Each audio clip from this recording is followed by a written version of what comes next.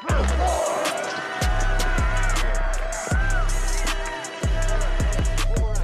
what's up, everybody? Welcome to the Sunday Morning Quarterback. We are a podcast of three pastors who love ministry, leadership, and sports. We are so happy you're here with us today. This is our first ever podcast.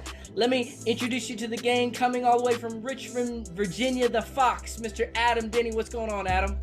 Hey, everybody. Glad to be here.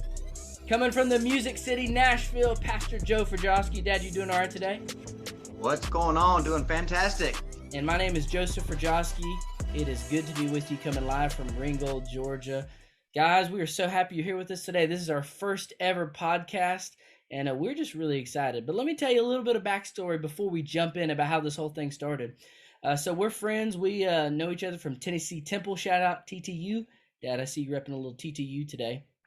And anyway, we've each landed in churches, and the three things that we probably think and talk most about are ministry, leadership, and sports. And so what we wanted to do was we wanted to take you guys behind the curtain. And if you were to see our group chat for the past 6 months, every day, it's either something about church, something about leadership, or something about sports. And so we thought, you know what, we need to make a podcast because there's either another pastor or a minister or maybe a lay person in your church, you volunteer, and you probably think, talk, and think about a lot of the same things that we do. So that's kind of why we're here.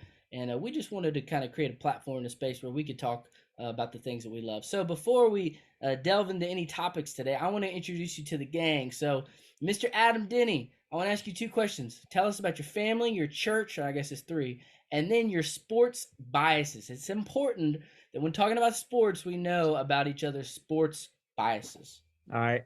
So been married to my bride for a little over 10 years, and Joe actually performed that wedding. And so it's good. We were reflecting on that a few months ago. We've got three children, ages 6, 5, and 3, and they keep us going crazy. I'm getting grayer and grayer as the days go on. I serve a wonderful church in Richmond, Virginia. This year in the fall, we're going to be celebrating 190 years of God's faithfulness in and through this church. And so we look forward to that, but it's been a tremendous church in so many ways. As far as my sports biases, it is UNC Tar Heels, everything, and that's in my blood if you cut me. Also, as you see behind me, the Liberty Flames, same thing, season ticket holder to their football program and just love everything that university's doing. And being a Carolina guy, Carolina Panthers, and we'll talk a little bit about that in this episode as well. Yep. And I know neither of you two care much, but I'm also a big time Atlanta Braves fan, and they are doing great this year. And so reigning champions, of course. And so I'm locked in for the summer with them too. Nice. Hey, and I forgot to mention, Adam just graduated with his doctorate. So Dr. Adam Denny, and Dad, he's already taking more classes. Like, who does that? Oh, making us look bad already. Man. All right, Dad, tell us a little bit about your church family and what are your sports biases? I was born and raised outside of Washington, D.C., Stafford County. I married my high school sweetheart. I met her at 15. I got married at 19. She was 20. And we just celebrated 32 years of marriage in January. I have one son, still working on him. He's all right. Well, we'll keep him. But more importantly, I have 2 granddaughters. Yeah, that's all he cares about now. Yeah, that's it. Joseph, you're all right.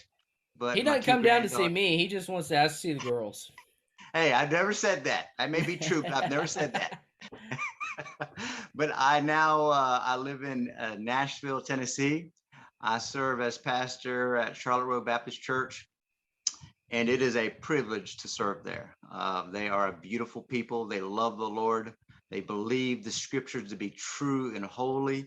And so we are just a body of believers trying to carry out the Great Commission for the Lord. My bias is one, the Dallas Cowboys. Yeah, baby. There we go. Which I believe is the franchise of all franchises. It's the star. And we know about the wise men, right, Joseph? The wise men followed the what? The star, baby. It's star. Biblical, Adam. It's biblical. Yeah. Hey, I think we So, need to do an episode in August, which is nationally known as Cowboy Delusion Month. Oh gosh. hey, let me repeat what I've stated for the last 25 years. This is the year. This is Yeah, the I know year, you- baby. Cowboys are going to the Super Under the Bowl. radar. Hey, I This is- think after about a year of this podcast, I think we can have Adam converted after Baker Mayfield flounders a think little bit. so. He'll be looking I for a think team. so. I think so. I really feel he's coming over to our side. The blue and the gray. Come on. He's already over. got the blue. He just There's got to work room some for silver you. in That's there. right. Oh, There's yeah. room for you. Come on, baby. Yeah. That's cool. Well, all right. Well, cool. My name is Joseph Rajowski. I'm one of the associate pastors at Burning Bush Baptist Church in Ringgold, Georgia, right outside of Chattanooga. Been here for going on 8 years. Hard to believe. 8 years. Have two beautiful daughters. One of them is about to turn 4, and she's told me everything she wants for her birthday today.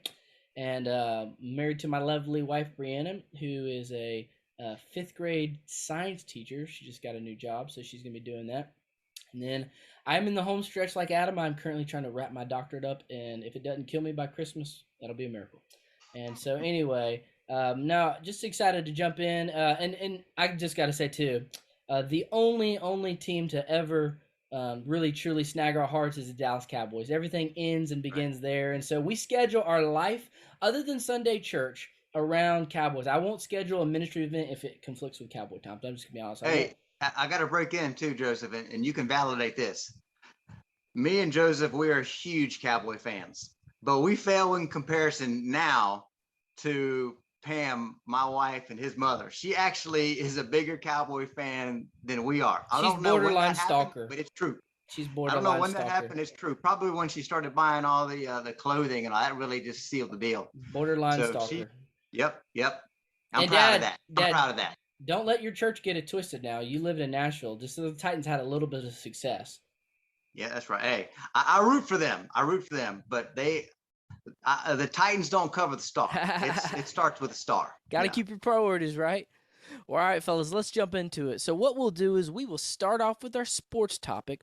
We'll do a few hot takes and picks, and then we will transition into our ministry and leadership topic. So, Adam, I'm going to pass it to you first as you are the lifelong Carolina Panther fan. How do you think your new quarterback, Baker Mayfield, will do with the Panthers?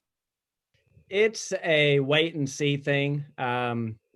It's kind of hard for him to walk in. I think basically what's happening is him and Rule are trying to save each other's careers.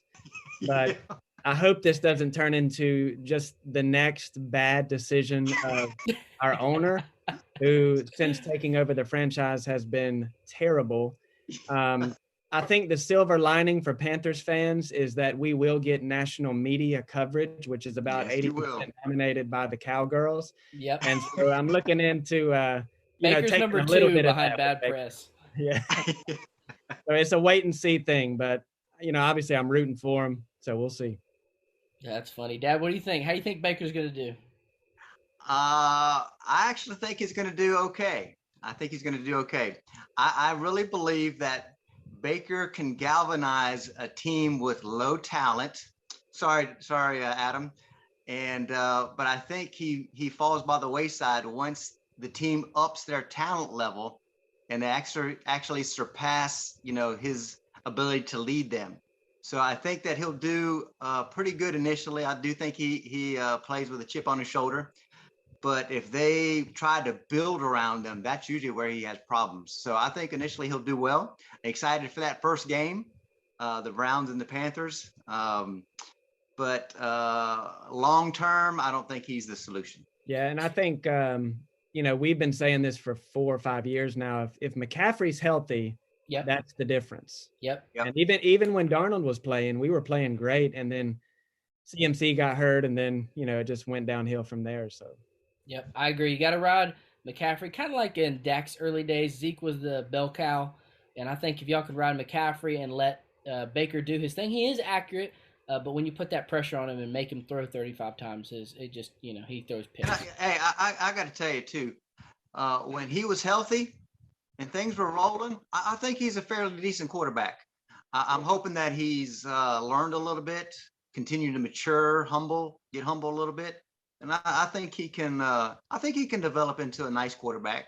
Yep. The team has to be strong around him. Yep. but I think he can develop into a nice quarterback. He's got a little swag too. All right, let's keep it moving. Adam, what are your thoughts? We got a lot of college football fans in our churches and that are our friends. So let's talk college football for a second. Adam, what are your thoughts on the new Power Conference realigning? How do you think it will impact college football? Well, they've been talking about this for several years now. And then when Texas and OU, went to the SEC last summer, and then with USC and UCLA going to the Big Ten this summer, it seems like all of those warnings or prophecies, they're being fulfilled about there being two major conferences.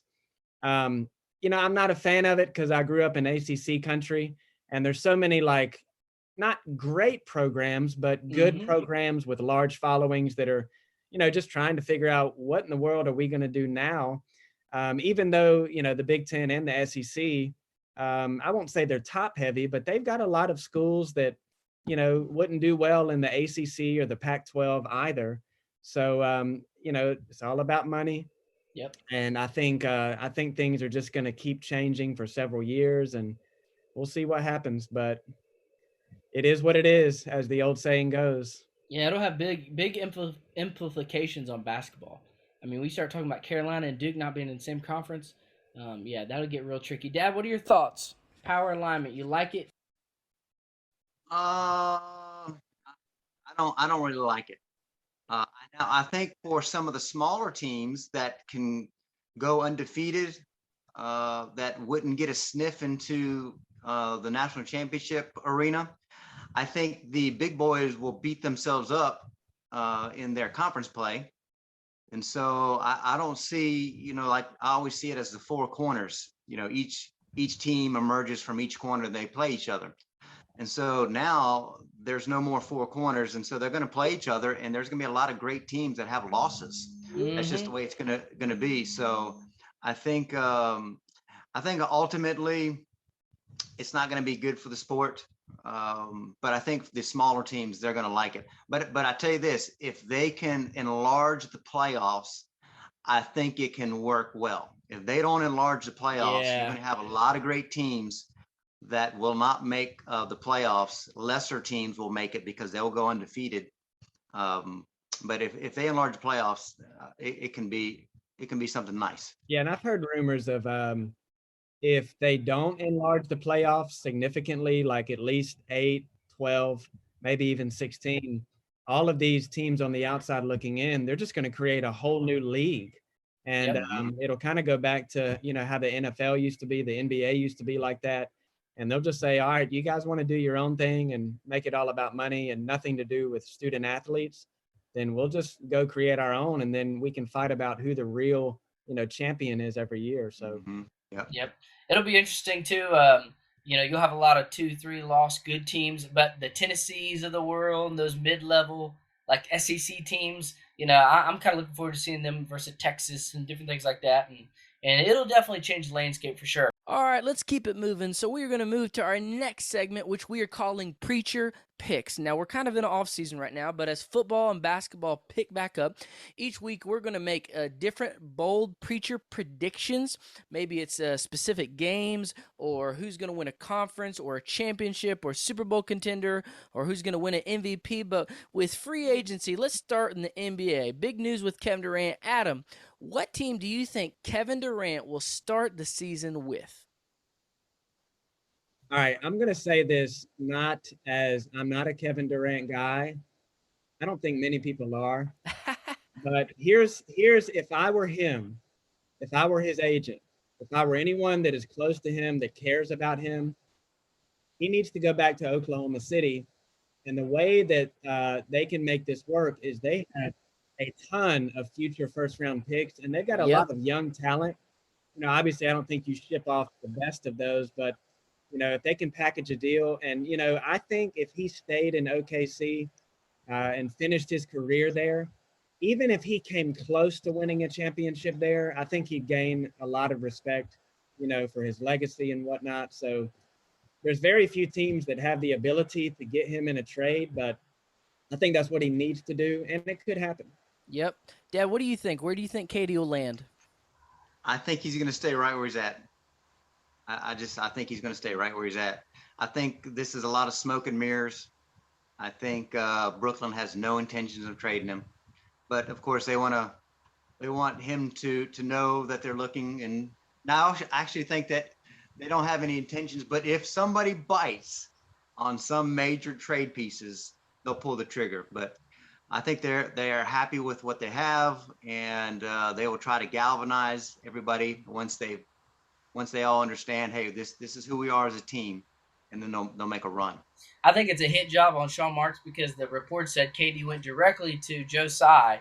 And so I think this all has to do with Kyrie's contract. So I actually think they hadn't fallen out, but I think it'd be hilarious if Brooklyn's like, okay, and they traded him somewhere like Cleveland or some team like that. This is just a garbage team. Yeah, that's the thing is he's under contract for I think 4 more years, so he doesn't have a say so unless he would go somewhere where he would be traded and just sit out. I don't know. It's funny.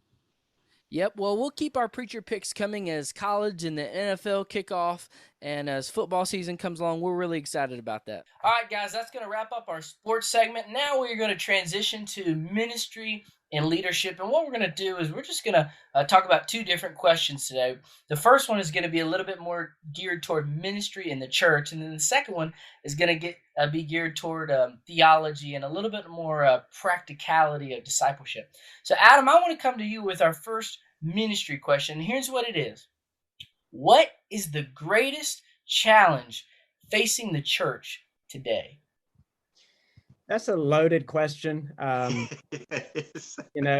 could go in so many different directions, but if I want to point out like a specific kind of broad idea, I would say it's worldliness. And that's probably what has always been the greatest threat to the church. When you just think about, we understand the promise that Jesus said that, the gates of hell will never overthrow his church and that it's him that builds the church.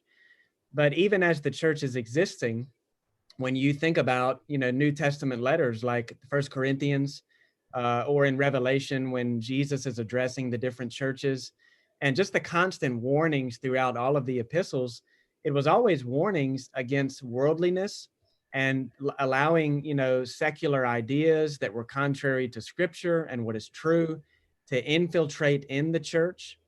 And I think, we're living in a very similar time in which the New Testament letters were written in that way in America, because we are so hyper influenced by the world to the point that we're desensitized to it. We don't know it because when you consider, who is the primary discipler of your people in your church, it's probably social media or just, big media in general, all of the entertainment. So I was thinking about, those old fundamentalist preachers that used to warn against, going into the picture show. Yep. And we think of how silly that sounded. And of course, that was, very legalistic, just to say, don't go to the movies at all.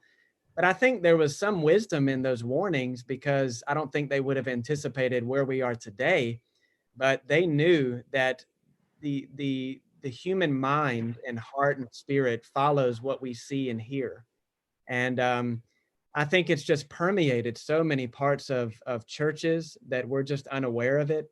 And so we've got people that are kind of living as Christians, but also trying to figure out, how do I live, as a Christian when I'm just consumed with the world all the time, to the point that we don't even realize how consumed we are. That's good. Dad, what are your thoughts? I'm with Adam. There's no just one answer. They're all the greatest. But I think one toward the top is the lack of belief of God's power. Because I really believe that I think, and I want to focus this more on the leadership of the church. I don't believe that we believe that God can still save people. I don't think we believe that God still moves in a massive way. I don't think we truly believe in the power of prayer. We say it, we share it, we quote it, but do we really believe in the power of prayer? Do we really believe that God can make a difference in this world? And I think it really starts with that understanding, even with the pastor, because the pastor sets the culture of the church. And so if the pastor says it without true belief, because your belief will dictate your actions and what you do and the things that you go after. And so if you don't believe in the power of God to do great, great things within your church, and I'm not just talking about a building project, I'm talking about absolutely radically changing a man's life that absolutely changes his marriage and his family and building a church through that. And so I think we got to get back to understanding where Paul was talking about in Ephesians chapter 1, the power that we have that raised Jesus from the dead. We have that power. Mm-hmm. And, we carry a tremendous treasure within us that 2 Corinthians talks about in chapter 4, a treasure that has great value and it's ready to be exposed in our lives. But, it doesn't matter how much money you have in the bank if you don't go and take some of it out. There's no value if it just stays there. And so I think one of the greatest challenges that we have is to believing the things that we study and read about in the New Testament, in the book of Acts, and even some of our heroes of the faith. I don't know if we really believe that can happen to us and to our church and to our country and our world. And to me, that's almost the other side of the coin of what I've just said. Because then you have to ask the question, Joe, why don't we believe? And I think a lot of that is secularism and kind of the post-Enlightenment modernity that we're living in which, unless you can put it in a science lab or make some mathematical equation, we don't really believe it. And then you consider the fact that our minds are so pulled away from those spiritual realities that our hearts should be drawn towards. You've got a recipe for what you're saying. Yep. Dad, can you hit a little bit on because the one thing I was thinking of is obviously lack of biblical conviction. But if you're not in the Bible and consuming the Word and in prayer and walking with the Spirit, then your prayers will be shallow. Dad, we talked a little bit on the phone the other day about church becoming a hobby. Can you go into that a little bit? Yeah, I think that's a very much of a danger within the church and even boiling down to the families. That's one of the things I'm seeing with the families right now, where church is not on the list of priorities. Yep. Well, church is not on the list of any priority. Jesus is the priority. Everything falls from that. And if we're not careful, then it will become a part of this list. And if everything is cleared and your schedule looks good, then you can go to church. And so I think what we're doing is, our commitment level, what it has been, 20, 30, 40 years is different now. And we're saying, well, it's a different culture, so it's okay. Well, Jesus held the line for righteousness. He gave grace and mercy, but he held the line for his standard. And I think it's important for churches to hold the line and say, hey, look, church is not a hobby. It's not something that you go to. It's not on any list. Because if it becomes a list and church is just a hobby, then the family suffers. Yeah. So if church is a hobby in your family, then your children will follow suit. And if they don't have a ball game, if they don't want to have to go camping and everything's cleared, then they can go to church. Well, guess what type of Christian they're going to be? That's a recipe for a carnal Christian. And so if church is a hobby, it goes back to what Adam's talking about. Well, I don't have to strive for holiness. I don't have to say no, because the Bible says deny yourself. If you want to be my disciple, you must deny yourself, take up your cross and follow me. There's nothing about a hobby. And so there's some things that the world's going to want you to take part in, and you're going to be attracted to that. But we have to deny ourselves and say yes to God and no to the world. And let's segue into our next question, because I think they kind of tie together. And I'm actually going to jump on this one first. Our next question is this: how can we best practice and live out discipleship in our home and with our family? And this is something that we talk about a lot just in ministry circles with pastors, and it's a common struggle for all of us in our churches. And I think the easy answer is it has to start in the home. I was taught very early, family structure starts with the man, the father. And so dad sets the tone for the home, whether we're going to go to church or the type of television we're going to expose ourselves to, or the priorities that we set. And just not just talking about my church or your church, but as a whole, we have so many things competing, and they're not bad things. They're not sinful things. I mean, whether it be school or sports or all these different things, or social media and all these things that competing for likes and follows and your identity, and people are trying to place their identity in all these different things, and so many times faith gets put on the back burner. So the question is, how can we best practice and live out discipleship in our home and for our families? And I think it has to start with mom and dad. My brother-in-law always told me, he said, you can't give me a delinquent for an hour a week and expect a disciple. Okay. It's got to start daily. It's got to start modeling it. It's got to start at the dinner table. It's got to start at nighttime before bed. And it's got to start early, because I think a lot of times parents, they jump on when it's maybe a little bit too late. So let's talk practically about discipleship. Adam, I'm going to pass it to you. As a husband, as a father, as a pastor, how can we live this out practically? Yeah, you kind of touched on it, and so did Joe, in saying, the dad sets the tone, and whatever the father's doing, the children are watching. It's not to say that the mom isn't a leader. She probably is going to, at the end of the day, have more influence. Mm-hmm. But if the dad is not fulfilling his role as a follower of Christ, he's not leading. So it'd be like, it would be like Baker Mayfield showing up to Panthers training camp and being the last guy there and the first Sure. to leave. And so, the leader must set the tone. But I would also say that, and one of you said it, you've got to prioritize Jesus and the church.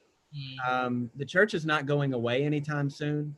And the church, in a sense, is supposed to be the center of the Christian family's life, not something you do every now and then, not something you do occasionally when there's nothing else to do.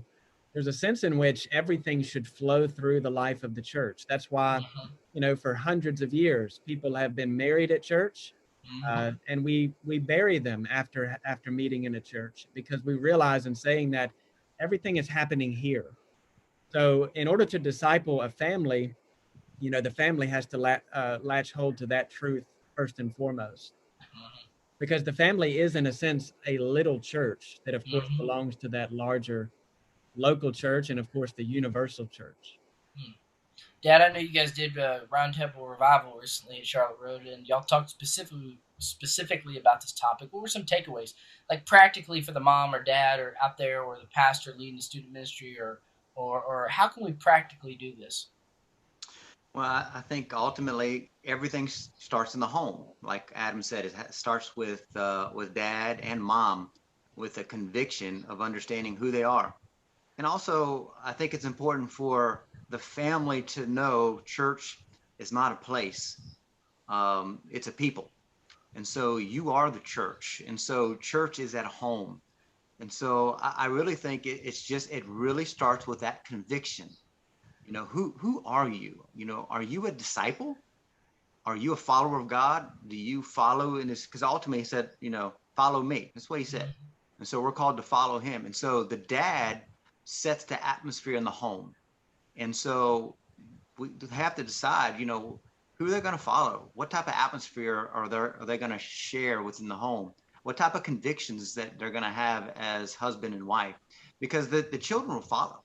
And so I don't think it's the children's, issues at all. They will do whatever mom and dad instructed them to do. So they're the ones that have to make that commitment to say, hey, we're going to get up and we're going to put our children in an atmosphere for them to grow. We're going to put them in Sunday school class, bring them to small groups and Wednesdays and any type of outings, to put them into an atmosphere to grow. And that's where the church comes in. So the church comes in to help build this foundation, to come alongside of the parents. So there's a beautiful dance that God created. We're supposed to work with each other, moms and dads, the homes and the church. But if there's no commitment from mom and dad, if there's no conviction, and they don't understand, they just think that church, is a place, not a people. Then church is just inside of a building. And then when you leave it, then, you do your own thing. Yeah, I think I shared with you two guys when we launched our brotherhood Sunday school class here at our church, you know, a large impetus for that was for me to invest mostly in younger men who have children ranging from small to, teenage years. And you may remember I told you, I think that when I had an initial leadership meeting to launch this and get it up and running and really cast a vision for the church, had about 10 or 12 guys, most of them, very committed to the church. And I went around the room. I asked a question. I said, how many of you were raised in a home where your father was the spiritual leader and he set that spiritual tone for your family? And you could say without hesitation, was a faithful follower of Jesus. And in a room of about 10 or 12, only one hand went up. Mm.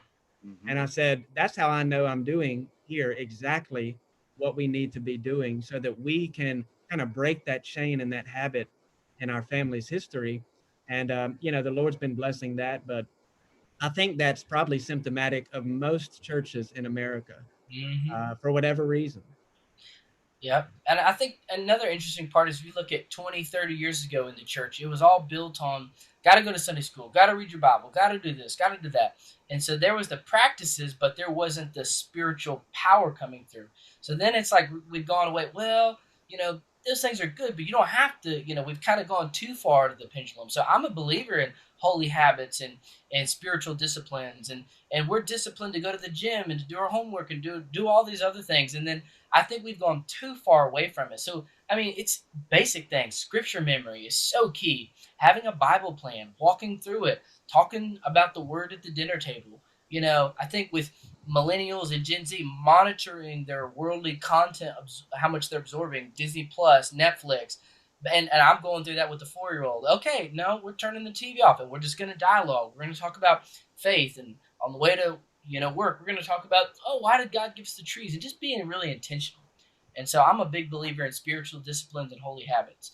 You see that all throughout the Old Testament. You look at different people, Daniel, for instance, and the Pentateuch. They didn't even have the New Testament, but they were built on their disciplines and their habits. So that's a good talk. One last thing, I think it's important too that the church really teach the importance of facts, and not just facts, but faith. And so if we're not careful, it'll all just be about we're learning and growing and we're increasing our database for information. But we all know it's more about the transformation. Yep. So it's more about growing in our faith. And a lot of that is when we understand that there should be an intimacy in our relationship. That's what separates everything. The Holy Spirit brings that connection, that transformation. In the Old Testament, it was all about rules and rituals and facts. And even like, when you quote a verse, you learn a verse, and then you can say that verse verbatim, word for word, but then you ask, what does that mean? And then you go a little bit deeper. What does that mean to me? And so there's so much more involved in just religion. It is a relationship, and there's intimacy. And the closer we get to God, the closer we'll get to God. And it starts with conviction. Well, that's a good ministry topic. And to wrap up, we're gonna every podcast we're gonna end with this week we're gonna end with a word on leadership, and then the next episode we're gonna end with a word on theology. So just real quick, as we wrap up our talk, Dad, what's our word on leadership for the day? Maybe for the pastor out there, or for the church member who serves and volunteers and a leader in the community. What's our word on leadership for today? Well, today I'm going to keep it simple.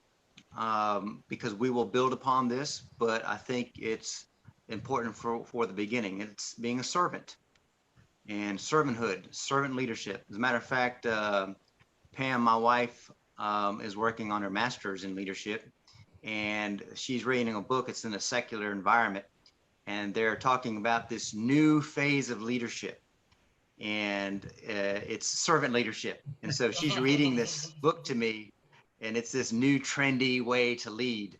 And she just started laughing. She's like, well, maybe they obviously haven't read the Bible, because that's what leadership's all about. That's how Jesus demonstrated leadership, is serving. And so I think it starts with the heartbeat of understanding that we are a servant. Most of the New Testament, and particularly the epistles, always start with I am a slave, I am a bondservant, I am a servant of God. They all started that way.